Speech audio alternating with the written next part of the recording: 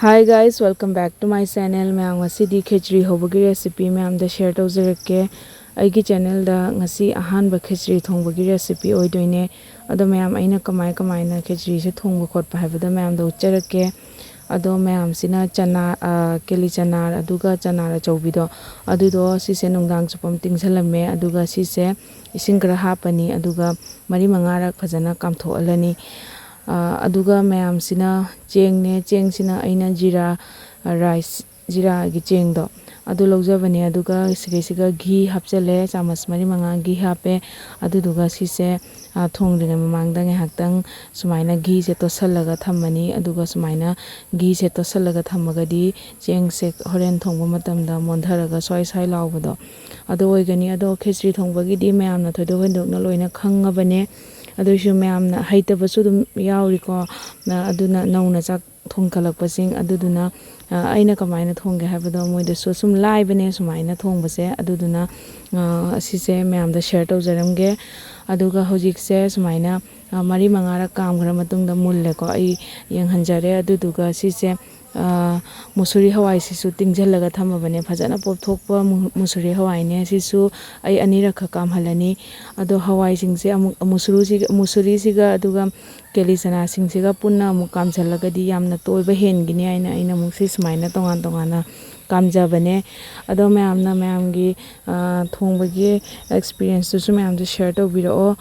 aduga hojikse sumaina anirak kama matungda sumaina phajana mulle hawai sisu aduga manungda dum hairibopsu hapchangre ado sumaina mulle ado sumaina mullaba matungda pressure je bana chakhra matungda lawthoe aduga siga nakupi makok adegi nakupi khara hapchale se hap loiraga hojik siga cheng hapchadani cheng chi jung haktang ghee da hojik tolaga thammabanina aduna cheng chi su soi laure manungda yauramba ising ke kakta su phajana kangjangre hojik cheng se hapchalani hawai ke kaksi su phajana mullabanina aduduga ising hapani ising sidi mayam cheng gi su makha pole aduga hawai hapanina masana hawai sena sum petharakadaba lebanina ising di mayam hapoi ko aduduna cheng apet pa oiragadi ising yam haptraga su yare aduduga phajana hojik sise mix tawraga hapkadaba masla ke ka hapchangrani ado mayam cooker da thongbasina budi khara mayam laire aduduna aina ngasise cooker da thongba oina share tawjare aduduga hojikse yengang tablespoon ama adegi morok tablespoon ama jira tablespoon ama hapani hapaga hojik makhom khumjalani morok atekpa khara hapchange tawjabane ado morok atekpa do hapa ka hore aduna haptre khichri thongbada morok atekpa khara hapiu yam hawbane ai yam pamjai aduduga hojikse sumaina mix tawba loiraga isingse aigi chengse matungina tangkak ahumkak sumai thamjare aduga ai khichri se yam kanna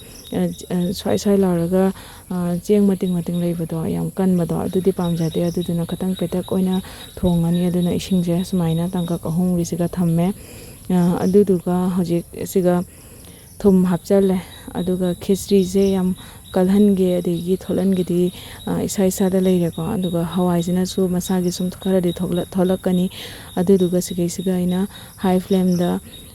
aina anirak kamjare anirak kamani aduga pressure chatkhra matungda sum khichri loire mayam sumaina thonge khichri se cooker da thongbase ado hojik se sumaina kamba loiraga khichri se sumaina oire ado hawai se yamna hapagadi khichri se sum kharadi petak tiram tawbani hojik patra amada sumaina lawthoni ko aduga sumai tawraga thau sok to ado aina hapjarani ado thau sok se mayam sum ngasai khichri kamdre mamangda sum sok tawraga hapjangi basu yai aduna budi yam kome ado sumaina phajana aina mathangda phajana tawrage aina sumain tawre aduga nakopi se phajana ngauraga patra chawbamda otpa khotpada su nungaina bayaina patra chawbamda phajana lawthokjare aduduga hojik sumaina ase hapchalani nakopi se aduduga phajana mix tawrani aduga mayam hauna soi launa hauna khichri thongbase mayam sumaina thonge aduga mayamsu kamaina thonge khotke habido mayam comment adum khangan biramo aduga sumaina nauna hogolakpasingna sumaina sum khichri thonga chaba yagani ado mayam loire ngasigi khichri thongbase mayam mathangdasu kai recipe thangacharoge habido comment habiramo aduga mayam khichri thongbagadi utti adegi kanghau kai ka chabase yam haure aduga aidi utti so yam haure ado yam kanghau ga yam pame aduduna ngasi kanghau ma su ngaurani kanghau se sumaina mix toina vegetable khudimok loina suna aduga mairen mana kai ka hapaga mairen mana kai ka hapaga mondharaga hawbado ado sumaina ngaure ngahaktang makhum khumjalaga minute ani ahum thamme aduduga sise khara khara su mondhaba hore ado sumaina mondhara kansida ina ising hapchale thabaka yam chinba khoppa matamda ko kanghau se sumaina khara chot tak tawna ngawgada oiragadi ko mayam aina hoi numit ki din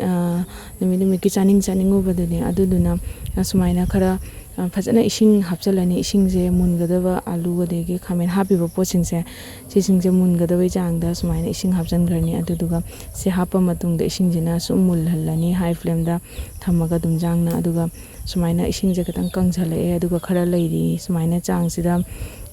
yangang jira maroi morok loina hapchalani